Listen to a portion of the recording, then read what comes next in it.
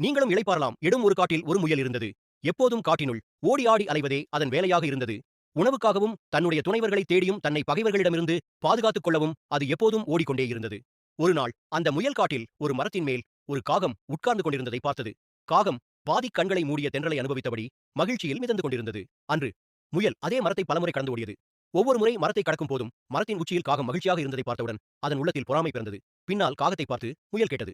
என்னை காக்கை அண்ணாச்சி, நான் பார்க்கும் போதெல்லாம் மகிழ்ச்சியாக மரத்தில் உட்கார்ந்து கொண்டு கண்களை மூடியபடி குளுமையான தென்றல் காற்றை அனுபவித்துக் கொண்டிருக்கிறீர்களே, இது எந்த வகையில் நியாயம்? என்னை பாருங்கள், நான் எப்போதும் ஓடிக்கொண்டே இருக்கிறேன். உணவுக்காக ஓடுகிறேன். என்னை கொல்ல வரும் எதிரிகளிடமிருந்து தப்பிப்பதற்காக ஓடுகிறேன். ஓடி ஓடி சலித்து விட்டேன். நான் மட்டும் ஓடி ஓடி அலைய வேண்டும். நீங்கள் மட்டும் குளுகுளு காற்றை அனுபவிக்க வேண்டும். இது நியாயமா? கடவுளுக்கு ஏன் இந்த ஓர வஞ்சனை? நீங்களே சொல்லுங்கள். அதற்கு காகம் பதிலளித்தது. என அன்பு நண்பனே முயல், நம் எல்லோருக்கும் முடிவெடுக்கும் உரிமையை கடவுள் சமமாக கொடுத்திருக்கிறார். உண்மையில் கடவுள் மிகவும் அன்பானவர். அவரை குறை சொல்லாதே. ஓய்வெடுக்க வேண்டும். தென்றையின குளுமையை அனுபவிக்க வேண்டும் என்ற முடிவை நான் எடுத்தேன். அனுபவிக்கிறேன்.